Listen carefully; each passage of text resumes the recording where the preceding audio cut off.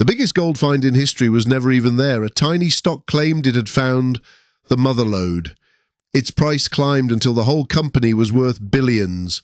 Grown men remortgaged their houses to buy more shares. Then someone tested the gold and the gold was fake. Stay with this because the warning sign was there early, and it will protect every dollar you ever invest. This is the story of Bre-X and a mountain of nothing. Bre-X was a small Canadian miner few had heard of. In the early 1990s, it was nearly broke. Its stock traded for pennies on a minor exchange. Then it bought a patch of jungle deep in Borneo. The site was called Busang, far from any road.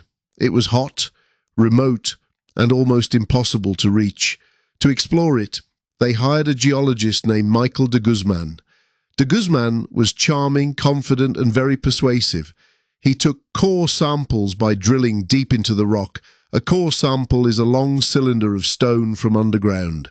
Geologists crush it and test it for traces of gold. It is the closest thing mining has to hard proof, and de Guzman's samples were astonishing. They showed gold in nearly every drill hole he tested. First he claimed 2 million ounces of gold below ground. Then the number climbed to 30 million ounces, then 50 million, then 70 million ounces of gold. Finally, Bre-X claimed 70 million ounces, maybe more. It would have been the richest gold strike ever found, worth tens of billions of dollars in the ground. The story spread from Borneo to every trading floor. Investors heard one word over and over again: gold.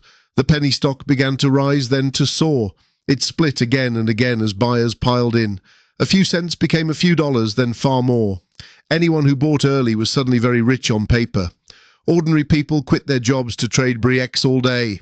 Pension funds and big banks bought enormous blocks of shares. At its peak, Bre-X was worth about $6 billion, a company that had been nearly broke a few years before, on nothing but rock samples no outsider had ever tested. Mark that sentence, because it is the whole disaster. Every dollar of that value rested on one man's word. No independent lab had confirmed the gold was real. Investors trusted the promoter instead of the proof. This is the first and oldest trap in all of finance. Believing a story because the story sounds wonderful. The richer the promise, the harder you must check it. Bre-X handed out free dreams and almost no hard data. The samples sat locked away, controlled by the company.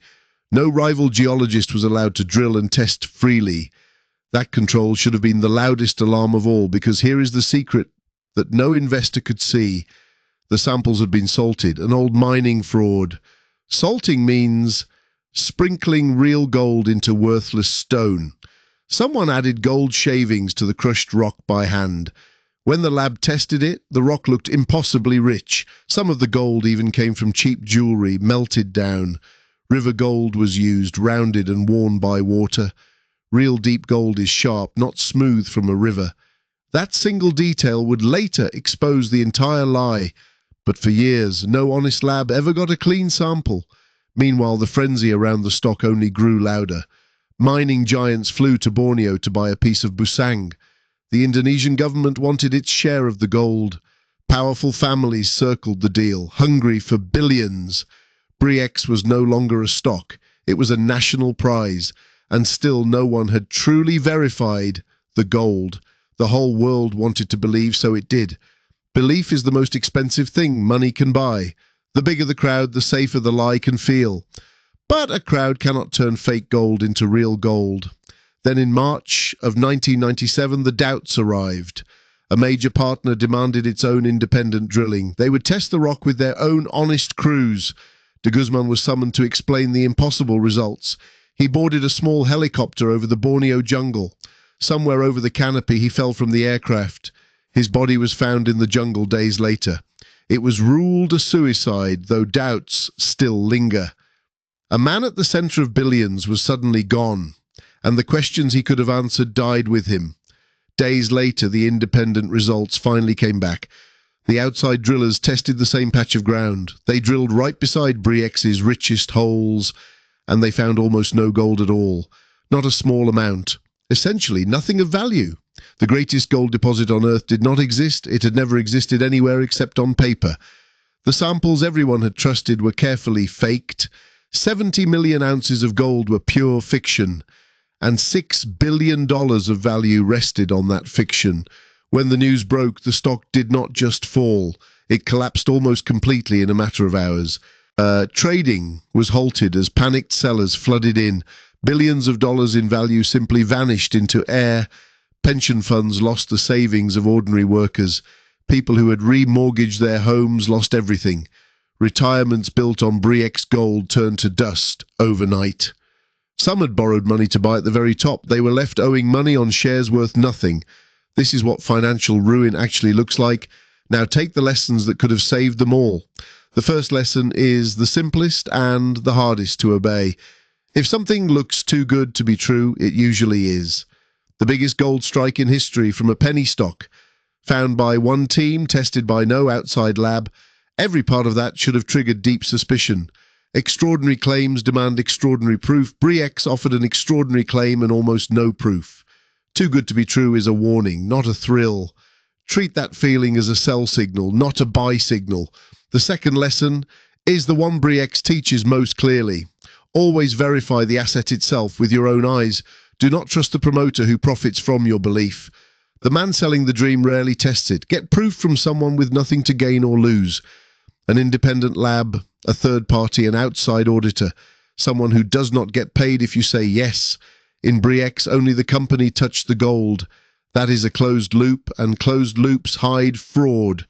Independent verification is the wall fraud cannot climb. And this is not just a story about gold mining. The same trap appears in every market, every decade. A fund that always wins, with returns no one can check. A startup whose only proof is the founder's promise. A crypto coin that swears it cannot possibly lose. A property deal where the numbers are never quite shown. In each one, the pattern is exactly the same. A wonderful story, and no proof you can verify. Whenever you cannot check it yourself, assume the worst. The promise is not the proof. Demand the proof. Benjamin Graham warned about this almost a century ago. He said, an investment must rest on analysis, not hope. Analysis means facts you can confirm, not feelings. Speculation is buying a story and praying it is true. Bre-X investors were speculating and calling it investing. Graham's margin of safety was the missing protection. Never pay a fortune for value you have not confirmed. The wider the unproven story, the smaller your safety. Real value can be measured, counted, and checked. A fantasy can only be sold, never truly measured.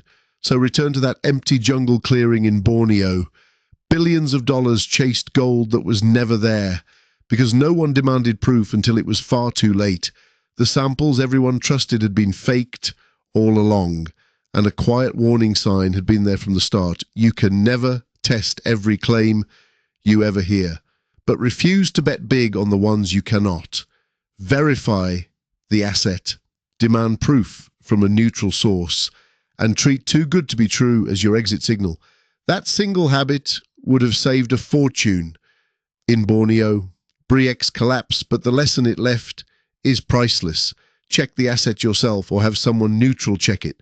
Trust proof you can hold, never a promise you cannot. If this was useful, the next episode covers margin of safety. Verify everything and subscribe.